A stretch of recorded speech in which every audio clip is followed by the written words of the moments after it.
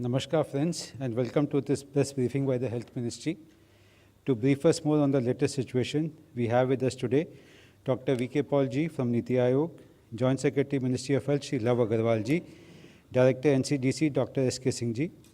First there will be a presentation by Joint Secretary Shri Love Agarwal, followed by another presentation by Dr. S.K. Singh. Afterwards, Dr. V.K. Paul ji will give his remarks. Then we shall take some questions. Over to Love Agarwal ji. Good evening friends, हम आपको कोविड-19 की वर्तमान परिस्थिति के बारे में बताना चाहेंगे। जैसा हम सबको अवगत है कि देश ने सेकेंड वेव के समय पर एज हाई एज 4,14,000 के करीब डेली केसेस नोट किए थे। उसमें अब काफ़ी कमी आ चुकी है और पिछले 24 घंटे का डेटा हम देखें तो पाते हैं कि देश में करीब 28,204 केसेस रिपोर्ट हुए हैं। यहाँ यह मुख्य है कि हम समझें कि 40,000 के करीब केसेस जो ऑन एन एवरेज हम पिछले कुछ दिनों से नोट कर रहे थे, उसमें पिछले 3 दिनों से कमी आई है और 40,000 से कम केसेस होते होते अब देश में करीब 28,000 केसेस प्रतिरोज के हिसाब से पिछले 24 घंटे में हमने नोट किए हैं। इसमें दूसरा मुख्य विषय हम आप लोगों के सामने लाना चाहेंगे कि यह भी जो केसेस रिपोर्ट हुए हैं उसमें मुख्यतः कुछ particular localise states and districts में यह केसेस अधिक पाए गए हैं, जिसमें अगर हम देखें तो अगर हमारे पिछले हफ्ते में देश में जितने टोटल केसेस रिपोर्ट हुए हैं उसमें अराउंड 51.51% केसेस मात्र केरला स्टेट से हमने नोट किया है। इसी के साथ ही अगर हम देखें कि वह डिस्ट्रिक्ट जहां पर अधिक संख्या में केसेस रिपोर्ट हो रहे थे, तो जहां वीक एंडिंग 1 जून अगर हम देखें देश में 279 ऐसे डिस्ट्रिक्ट थे।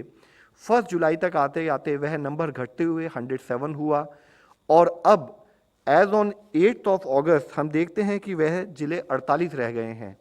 यहाँ मुख्य विषय यह है कि इसी मंच पर जब हमने 3 अगस्त के समय पर बात की थी तब इन जिलों की संख्या 57 थी, तो जिसमें 9 जिलों की संख्या में कमी आई है, जो कि एक पॉजिटिव न्यूज़ है। लेकिन साथ ही एक और मुख्य विषय यह है कि हमें on a continued basis analyse करना है कि कहाँ पर केसेस बढ़ रहे हैं, ताकि कंटेनमेंट से रिलेटेड एक्टिविटीज़ उन पर्टिकुलर डिस्ट्रिक्ट्स में, उन पर्टिकुलर प्रांतों में हम उतने ही सुदृढ़ तरीके से कर पाएँ। तो जिसमें कॉज ऑफ कंसर्न जहां हमारे देश में एक स्थाई पर केसेस काफ़ी कम नोट किए जा रहे हैं, अभी भी 37 ऐसे ज़िले हैं जहां पर हम एक इंक्रीजिंग ट्रेंड इन केसेस नोट कर रहे हैं पिछले 2 हफ्ते से, जिसमें मुख्यतः केरला से 11 ज़िले हैं, तमिलनाडु से 7 ज़िले हैं, हिमाचल प्रदेश से 6 ज़िले हैं, कर्नाटका से 5 और इसी तरह टोटल 9 स्टेट को मिलाकर 37 ऐसे ज़िले हैं जहां पर हम कुछ अधिक संख्या में केसेस में बढ़ोतरी नोट कर रहे हैं। इसी में हम कुछ ज़िले आपके सामने प्रस्तुत करना चाहेंगे। जैसे मल्लापुरम में अगर हम देखें तो जहां 22 जुलाई के समय पर 2,095 केसेस प्रतिरोज रिपोर्ट हो रहे थे, अब अगर 9 अगस्त के समय पर देखें तो वह बढ़कर 3,757 केसेस प्रतिरोज के बेसिस पर रिपोर्ट होने लगे हैं। यानी कि जरूरी है उन प्रांतों में जहां पर अधिक संख्या में केसेस रिपोर्ट हो रहे हैं वहां पर कंटेनमेंट एफर्ट्स, टेस्टिंग और जो हमारी ऑनगोइंग स्ट्रैटेजी है test, track, treat and vaccinate पर, उसी को उतने ही सुदृढ़ तरीके से किया जाए ताकि हम केसेस को मैनेज कर सकें। इसी तरह अगर हम देखें एर्नाकुलम में जहां 22 जुलाई में 1,600 के करीब केसेस आते थे, वह बढ़कर 2,372 केसेस हो चुके हैं। त्रिशूर में भी 1,616 के बदले 2,000 से अधिक संख्या में केसेस प्रतिरोज के हिसाब से रिपोर्ट हो रहे हैं। साथ ही इसी तरह कोझिकोड में 1,700 के बदले 1,950 के करीब संख्या में केसेस हम देख रहे हैं। इसी तरह दक्षिण कन्नड़ा में 200 के बजाय अब पिछले 2 हफ्ते में बढ़ते बढ़ते केसेस 307 के करीब हुए हैं। इरोड इन तमिलनाडु एंड वेस्ट खासी हिल मेघालय में जहां पर कि एक अधिक संख्या में केसेस में बढ़ोतरी नोट की जा रही है। जहां एक स्थाई पर यह कंसर्न का विषय है और हम स्टेट के साथ रेगुलर संपर्क बनाए हुए ताकि इसको किस तरह से कंट्रोल किया जाए उस पर कार्य कर रहे हैं। दूसरे स्थाई पर हमने एक प्रोग्रेसिव वे में एक्टिव केसेस की संख्या में भी देश में काफ़ी कमी नोट की है। 37,45,000 अधिकतम संख्या में जब एक्टिव केसेस देश में 10 मई के समय पर थे, अब वह 4 लाख से भी घटते हुए 3,88,508 केसेस एक्टिव केसेस की दृष्टि में देश में आते हैं। यह वह केसेस हैं जो या तो होम आइसोलेशन में है या हॉस्पिटल व्यवस्था में जिनका ट्रीटमेंट चल रहा है। साथ ही एक पॉजिटिव न्यूज़ हम ये भी देखते हैं कि कंटिन्यूड बेसिस पर हमारा रिकवरी रेट देश में बढ़ता जा रहा है और आज देश का रिकवरी रेट 97.45% है, जो कि एक बहुत ही पॉजिटिव विषय है। इसी समय पर अगर हम देखें कि कौन से ऐसे प्रांत हैं, कौन सी ऐसी स्टेट्स हैं जहां पर अधिक कार्य करने की अभी आवश्यकता है, तो हम पाते हैं कि एक ही स्टेट देश में ऐसी है जहां पर 1 लाख से अधिक एक्टिव केसेस हैं और 8 स्टेट देश में ऐसी हैं जहां पर 10,000 से 1 लाख के बीच में एक्टिव केसेस पाए जा रहे हैं और 10,000 से कम अगर एक्टिव केसेस की संख्या वाली स्टेट देखें तो वह ऐसी 27 स्टेट्स हैं, जिसमें भी मुख्यतः केरला और महाराष्ट्र में देखें तो 62.25% ऑफ टोटल एक्टिव केसेस देश में अभी इन 2 स्टेट्स में हम देखते हैं और जिसमें मुख्यतः केरला में 1,77,000 एक्टिव केसेस हैं, which constitute to around 43.7% of total active cases in the country. इसी तरीके से अगर हम एक और पैरामीटर एनालाइज करें, वो जो कि इन्फेक्शन के स्प्रेड को किस तरह से इन्फेक्शन फैल रहा है उसके बारे में बताता है, यानी कि केस पॉजिटिविटी, तो हमने देखा है कि 21.39% जहां 10 मई वाले हफ्ते में देश में हाई केस पॉजिटिविटी नोट की गई थी, वह अब घटकर पिछले 2 हफ्ते से 2% से भी कम, और अगर इस हफ्ते को देखें तो 1.87% हो चुकी है, which is a very positive trend. But we also parallelly seeing there are areas where there is high case positivity still noted. What it implies is, जहां हमें इसमें समझना यह है कि जहां पर अधिक केसेज आ रहे हैं, कपल्ड विद द फैक्ट कि जहां पर अगर केस पॉजिटिविटी भी ज़्यादा है तो वहां पर उतने ही उसको स्ट्रॉन्ग वे में हमें कार्य कर कर वहां पर उन केसेस के इन्फेक्शन के स्प्रेड को रोकना है। इसमें भी अगर हम देखें कि 11 स्टेट्स हैं जिसमें 44 जिले हैं जिनकी पॉजिटिविटी 10% से अधिक है।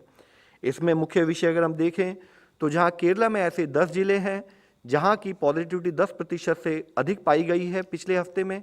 इसी तरह से 6 नॉर्थ ईस्ट की स्टेट्स हैं जिसमें मणिपुर, मिजोरम, अरुणाचल प्रदेश, मेघालय, नागालैंड और सिक्किम, जिसके टोटल जिले 29 जिले ऐसे हैं 44 जिलों में से जहां पर केस पॉजिटिविटी 10% से अधिक है।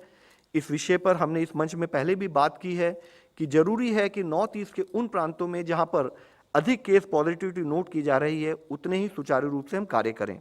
इसी के साथ ही राजस्थान के 2 जिले, हिमाचल प्रदेश में 1 जिला, वेस्ट बंगाल में 1 और पुडुचेरी प्रॉपर में 1 जिला है जहां पर की अधिक केस पॉजिटिविटी नोट की जा रही है।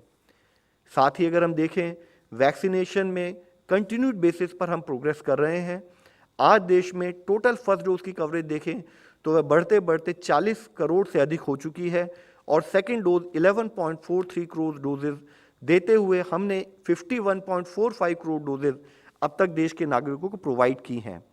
इसमें एक और विषय जो हम आप लोगों के सामने लाना चाहेंगे, government of India in collaboration with states and in collaboration with manufacturers has been working on a continued basis, और जहां हम 2.35 लाख डोजेज पर डे के हिसाब से जनवरी के मंथ में डोजेज प्रोवाइड कर पा रहे थे, दे पा रहे थे, हमने देखा कि जुलाई के माह में उसका एवरेज बढ़ते बढ़ते 43.41 लाख डोजेज पर डे हुआ। और अगर हम पिछले कुछ दिनों में अगस्त माह का एवरेज निकालें तो हम पाते हैं कि 49.11 lakh doses on an average हम पिछले इस अगस्त माह में देते आ रहे हैं, जिसमें कि एक कंटिन्यूड प्रोग्रेस हम ओवरऑल नोट कर रहे हैं। इसी तरह अगर हम टोटल नंबर ऑफ डोजेज को एनालाइज करें तो जहां हमने जनवरी के माह में देश में 37.59 लाख डोजेज टोटल सप्लाई की थी जिनको लगाया गया था, अगर देखें तो जून के माह में वह बढ़कर 11.97 करोड़ डोजेज, जुलाई में वह बढ़ी और बढ़कर 13.45 करोड़ डोजेज, और अब तक देश में टोटल 4.42 करोड़ डोजेज पिछले 9 दिनों में दी जा चुकी हैं। आज एक विषय हम फिर आप लोगों के सामने लाना चाहेंगे जिस पर हमने पिछली बार भी चर्चा की थी, वह है रिप्रोडक्शन नंबर। हम इसको कई तरीके से एनालाइज कर सकते हैं, जिसमें रिप्रोडक्शन नंबर भी एक तरीका है। हम ग्रोथ ऑफ केसेस की बात कर सकते हैं, हम केस पॉजिटिविटी की बात कर सकते हैं, हम टोटल केसेस बीइंग रिपोर्टेड की बात कर सकते हैं। इसी तरह रिप्रोडक्शन नंबर भी एक टेक्निकल इनपुट जो एपिडेमियोलॉजी में इस्तेमाल किया जाता है, जिसको अगर हम एक मूल तरीके से समझे तो देखते हैं कि एक इन्फेक्टेड आदमी जब तक वह नॉन इन्फेक्टिव बनता है तब तक वह कितने लोगों को इन्फेक्ट करता है, उसको हम रिप्रोडक्शन नंबर बोलते हैं। तो इससे हमें यह पता लगता है कि केसेस किस गति से उस पर्टिकुलर एरिया में, उस पर्टिकुलर स्टेट में फैल रहे हैं। इसको अगर हम एनालाइज करें तो जहां हमारा रिप्रोडक्टिव नंबर 1 है, तो इसका मतलब है कि जितने केसेस आज हैं उसी गति से उतने ही नंबर ऑफ केसेस प्रतिरोज हमारे सामने आते रहेंगे और वायरस अपने आप को उस लेवल पर सस्टेन कर पा रहा है। इसी तरह अगर रिप्रोडक्टिव नंबर मोर देन 1 है तो हमारे लिए एक मेजर कॉज ऑफ कंसर्न होता है, जिससे पता लगता है कि नए केसेस अधिक गति से आना शुरू हो गए हैं, यानी कि एक आदमी ने एक से अधिक आदमी को इन्फेक्ट किया, उसने फिर एक से अधिक आदमी को इन्फेक्ट किया और हमारे केसेस की संख्या बढ़ती रहती है। अगर रिप्रोडक्टिव नंबर लेस देन 1 होता है तो यह इसका मायना ये होगा कि हमारे नए केसेस में डिक्लाइन आना शुरू हो रहा है और वही ट्रेंड पर हम कार्य करते रहें तो हम केसेस को मैनेज करने में सफल हो सकते हैं। इसी विषय में हम आप लोगों के सामने लाना चाहेंगे कि पिछले कुछ दिनों में केसेस में काफ़ी घटा हमने कम नंबर नोट किया, लेकिन फिर उसके बाद से कुछ एक बीच में जो गति आई उसके हिसाब से अगर हम एनालाइज करते हैं तो आज देश का रिप्रोडक्टिव नंबर इफेक्टिव करीब 1 के बराबर है और उसमें भी जैसे हमने इससे पहले बात की कि लिमिटेड स्टेट्स, लिमिटेड डिस्ट्रिक्ट्स में इसको अधिक संख्या में नोट किया जा रहा है, तो जरूरी है कि उन पर्टिकुलर प्रांतों में, उन पर्टिकुलर स्टेट्स में हम और इफेक्टिव एक्शन लें, जिसमें मुख्यतः अगर आप देखें तो 1.3 के करीब रिप्रोडक्शन नंबर हम आज हिमाचल प्रदेश और पंजाब में नोट कर रहे हैं, जिसमें कि एक और ट्रेंड जो दिखता है वह इंक्रीजिंग डायरेक्शन में जा रहा है, which is A cause of concern. तो वहां पर उतना ही हमें स्ट्रिंजेंट कंटेनमेंट का कार्य करना होगा। इसी तरह गुजरात, मध्य प्रदेश और उत्तर प्रदेश में हम 1.1 के करीब रिप्रोडक्टिव नंबर नोट कर रहे हैं।